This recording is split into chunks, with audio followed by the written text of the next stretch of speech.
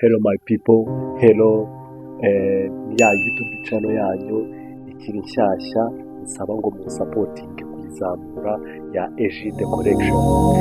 Uyu munsi rero ndagira ngo ikiganiro tugiye kugirana ni ibintu by'ibibazo nanditse bigera kuri 15 biri bugufashe kumenya niba umuntu agukunda bya nyabyo cyangwa ari amagambo cyangwa ari irenga kurengeza, mbese muri make muri ya mvugo y'ubu. So rero tudatinza ariko mwibutsa gukora subscribe, like and share, ndetse ugatanga n'ubwanditsi muri comment, ukagira ibintu wanyandikira ibyo nakongeramo, ibintu nakora kugira ngo YouTube channel yacu ibashe gutuma hano ndaza kugira ibintu bicenze bitigezwa n'ahandi. Rero twagiye ikibazo cya mbere n'utuntu nahuje 20, wowe uraza kwicara urebe ukundana, ese koko bino biporo ba uyu Egide avuze koko niko bivuze, arabikora adakora. Okay, try gerageza niba nabyita kugerageza ubukunzi oya, ariko rero ntabwo ndimo kugira ngo ushwane ni ugupima umukunda no kumushyira ku munani ndetse muri make. Ikibazo cya mbere kiragira kiti sibyo, ese agusaba ko mwabonana kenshi? Ese umuntu mukundana agusaba ko mwabonana kenshi? Mbese gusohoka, kumusura, cyangwa ko mwahura ahantu mukaganira munywera agakawa cyangwa utundi mukaganira, ese ajya bigusaba? Niba uwo mukundana atabikora. Icya kabiri kiravuga ngo ese akwitaho mu bihe bikomeye? Mani umuntu mukundana cya gihe uri mu bihe bitameze neza, cya gihe utamerewe neza, akuba hafi. Rego kuba hafi umuntu ntabwo ari gutanga amafaranga, kumugeraho ngo umuhe amafaranga, no kugeraho akaguhumuriza, akakuganiriza. Ese ibyo bintu arabikora? Umukunzi wawe iyo uri mu bihe bikomeye akuba hafi cyangwa aragutererana? Icyo ni icya kabiri, ubwo ku munzani nako gashyireho. Noneho icya gatatu kiravuga kiti sibyo, ese arakubahisha imbere y'abandi? Mbese iyo muri mu bandi arakubahisha kimwe no kwiyubaha mu bandi? Cyane wa mukunzi muba muri mu bantu ukabona yavuze cyane, mwaba muri nko kurya ukabona ararya nabi, urusaku iki, ku buryo abantu bavuga ati ye wa mukunzi wa runaka mana yanjye ntabaho. Ako kaboro nako gashyire ku munzani. Comment, banza ukore subscribe kandi aho hantu subscribe, share, comment, like, man natagi inshuti zawe. Twakomeje. Ikibazo cya kane kiravuga kiti ese umukunzi wawe agushyira muri gahunda ze zahazaza? Mbese muri plani ze, mu mushinga ye, nzakora iki, nzagira ibi? Hari uko ujya wumva agushyira muri gahunda ze zahazaza? Mbese ze ziri imbere zarimo gupuraninga? Aho ngaho ni ku bantu batari abana. Mbese ku bantu batari abana, sheri wawe plani ze harimo kujya wumva avuga ati tuzabana, ese tuzakora iki, ese ntituzaba gukora iki, ese tuzabyara abana, ese tuzagira. Hari uko ujya wumva ugushyira muri gahunda ze zahazaza? Ako kantu nako karebeho, umukunzi wawe umenye kuko atakubeshya, atakubeshya. Noneho ikibazo cya gatanu kiravuga ngo ese akubwiza ukuri buri gihe cyangwa rimwe na rimwe arakuzwa yiranakubeshya? Urebe ese niba atajya kubeshya, niba akubwiza ukuri, yaba hari ahantu bamuhamagara uti se cyangwa sheri cyangwa kumwita, mbese mu buryo bwawe uri hehe? Akaba niba ari mu rugo akabwira mu rugo, niba atari mu rugo akabwira mu rugo. Atari bya bindi uba uri nko kwitarasiriza wahamagara umukozi wawe uti se sheri uri hehe, akavuga ngo ni mu rugo kandi urimo kumubona imbere yawe. Cyangwa n'ibindi byinshi cyane. kuko mu rukundo nta kuri kurimo, buryo bw'urukundo ruba fake, ruba rubeshya, nta rukundo ruba ruhari.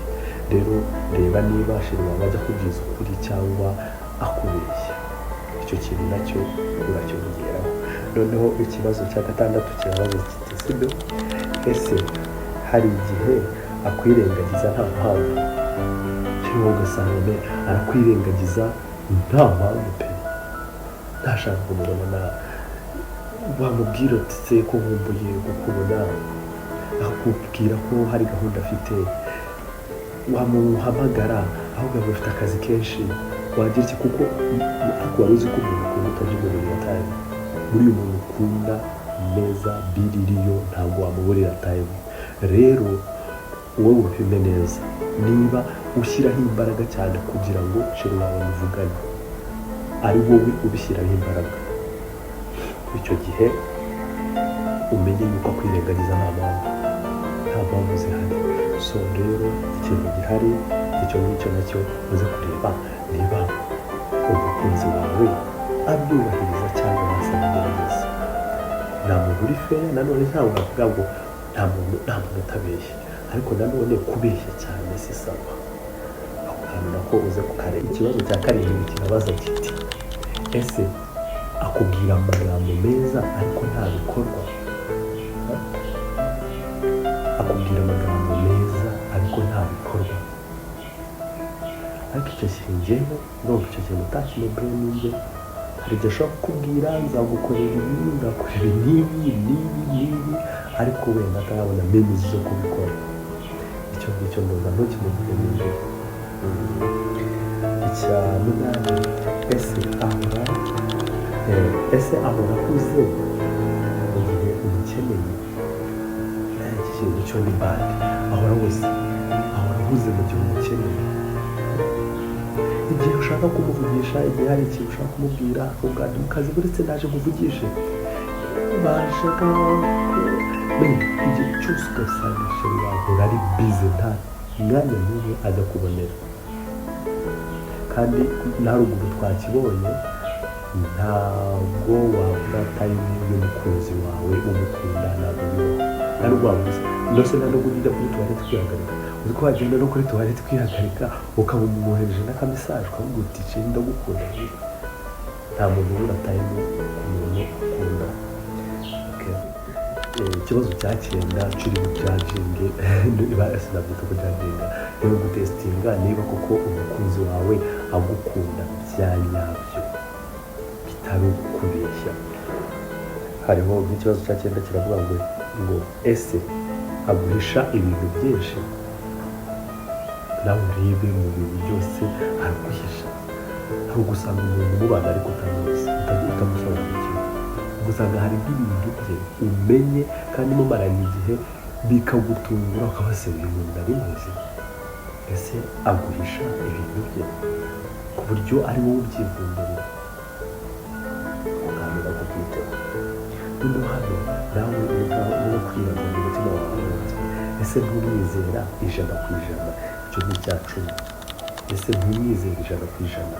kuko ntabwo ni nk'ibyo bigo, kuko umuntu niba usanze akwe cya 9 usanze umuntu hari ibintu aguhisha ku buryo ari wowe ubyivumburira, icyizere gishobora guhita kigabanuka.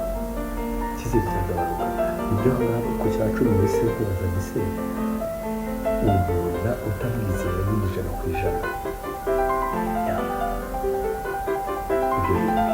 Rero ndarakomeza ndararenga aho ngaho, ibuka gukora subscribe, share, like, comment, undatanga inshuti zawe, unyandikire no muri comment niba hari inyunganizi, niba wumva hari ibintu nakongeramo kugira ngo ino YouTube channel yacu ibashe gukura kandi muri support kabisa, ndabinginze. Reka dukomeze. Ikibazo cya 11 kiravuga kiti ese ahora aguca intege, akosha nta kintu kibi nk'umuntu kuba aguca intege, ukamubwira uti ndifuza rero sheri ndifuza gukora ibi, ukajya kuvuga gusa ngibyo bintu ubona hari icyavamo utananaturarira kubikora. Ibyo bintu bituma igihe cyose uba aho ngaho nawe ubwawe ukava ukitera icyizere ukabona nta kintu na kimwe ushoboye mu buzima. Rero burya umuntu umuca intege nanone si mwiza pe. Rero urebe niba umukunzi wawe ajya guca intege iyo umubwiye purani zawe z'ibyo ushaka gukora. Icyo ni icya cumi n'umwe. Noneho icya cumi na kabiri nacyo cyenda gusa. Urumva ese naha agaciro ibyo ukora n'ubundi birenda gusa n'icya cumi na rimwe. Urumva umuntu yo guca intege nta nubwo abaha agaciro n'ibyo ukora. Ibyo ukora ntajya biha agaciro. Niba ukoze ikintu we kandi uko ugikoresheje imbaraga wagitayeho energy zawe ariko wakimwereka ukabona aragipinze. Ibyo bintu niba ubona bikora ibyo ni ibintu bibi cyane, ni ibintu bibi cyane. Ibyo bintu ni ibintu bica intege. Ese ubona adaha agaciro mbese akazi kawe? Ikibazo cya cumi na gatatu kiravuga kiti ese umukunzi wawe ubona ahora akugenzura cyane? Gusa nubwo umuntu ukunda uramugenzura cyane kubera yuko buriya umuntu iyo umukunda cyane ntabwo hajya haburamo akantu k'agafuhe ko kumva wamugenzura. Ariko nanone kugenzura umuntu cyane kuko nta muntu n'umwe uri perfect, nawe wirebe uri kubyumva. Umuntu aramutse akugenzura cyane buri munsi ntabwo yakuburaho ikosa. Rero umuntu ukugenzura cyane muhorana mu ntonganya, mu gushwana, mu kugira iki. Ese ubona ahora akugenzura cyane?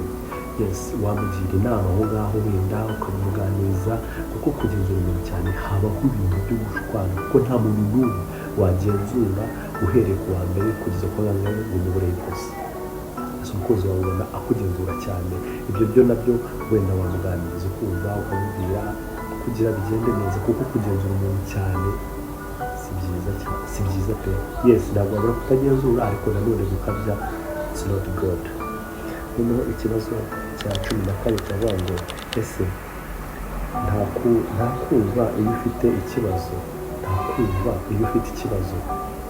Ushobora kubwira umukunzi wawe ufite ikibazo ukumva we ntabyitayeho, ukumva kandi ubundi umuntu wawe umukunzi wawe usibye ko n'umuvandimwe wawe ubundi byiza iyo afite ikibazo ukigira icyawe. Rero n'umukunzi wawe ukunda kumva ibibazo bye, ukunda kumwumva igihe afite ikibazo. Rero icyo kintu nacyo ukirebe umukunzi wawe. Ese nta kumva iyo ufite ikibazo? Ikibazo cya cumi na gatanu ari nacyo cya nyuma.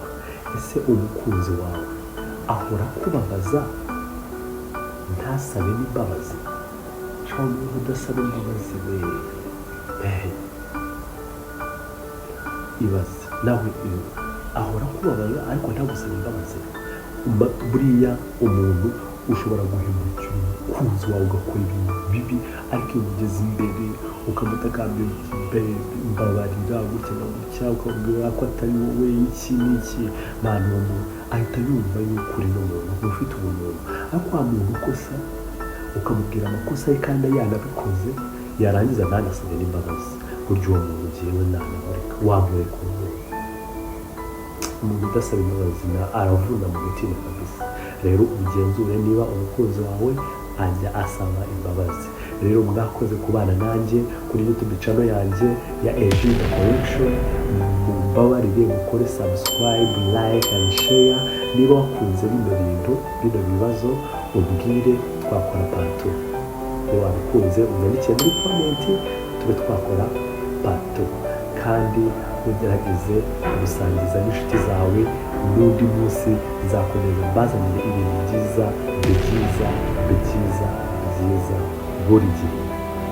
Ino YouTube channel ntabwo izajya inyuraho ibintu bimwe gusa, tuzajya tuvanga dushyiremo ibintu byinshi cyane tugiye dukora kugira biryoheye. Uyu munsi tubane twitonze tuvuga ducishije make, ubundi tuvuge turi hejuru cyane, ubundi byose. Subscribe, like, share and comment. Murakoze cyane. Peace.